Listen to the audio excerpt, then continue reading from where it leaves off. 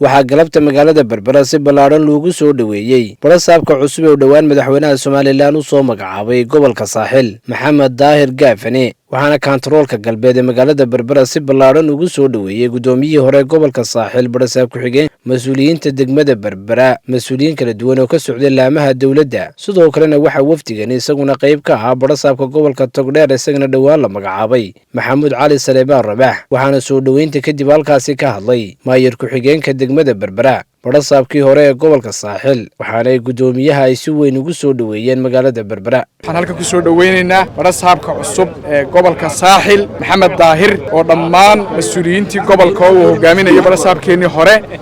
dhammaan mas'uuliyiintii laamaha dawladda dhammaan uqaashi magaalada dhammaan bahdii saxaafadda dhammaan laamihii dawladda ay halkan diyaar ku yihiin iyo shacab weyniba waxaan leenahay mudane gudoomiye soo dhawow gobolkii lagu soo magacaabay gobolkaagii ayaa timi anigoo ku hadlaya magaca golaha deegaanka waxaan si kaliya laaba ku soo dhaweynaynaa in aad maaragtay insha Allah Allah subhanahu wa ta'ala xilka kugu asturo oo maaragtay halka aynu horumarkii iyo shaqadii gobolka socotay halka lagu wareejiyo waxa hadda la soo gaaray gudoomiyaha madaxweynaha qaranka Cabdiraxmaan Maxamed Cabdullaahi oo soo magacaabay gobolka Saaxil Maxamed Daahir Cabdallah iyo wafdi hogaaminayo oo ka mid yahay barasaabka gudoomiyaha gobolka Togdheer Maxamuud Cali Saleebaan Rabax iyo ballaaran oo ay ka mid yihiin odayaal dhaqanka mudane gudoomiyaha ku soo dhaweynaynaa gobolka Saaxil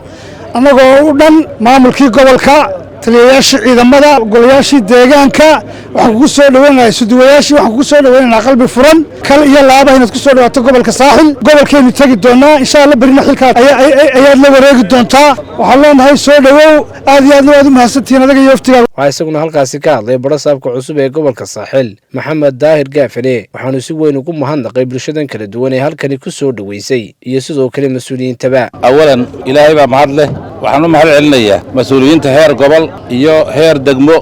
saadinta dhaqanka iyo dadka shacabka ah ee meeshan nagu soo dhaweeyay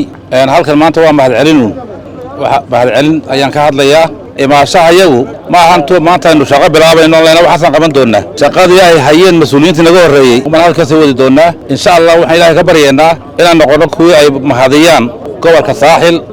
wixii hawlaha dabana waan kaga iman doonaa dadka soo dhaweeyay waan mahad celinaynaa السلام عليكم ورحمة الله وبركاته عبد الرزاق قاسم تلفزيون قصاب بربرة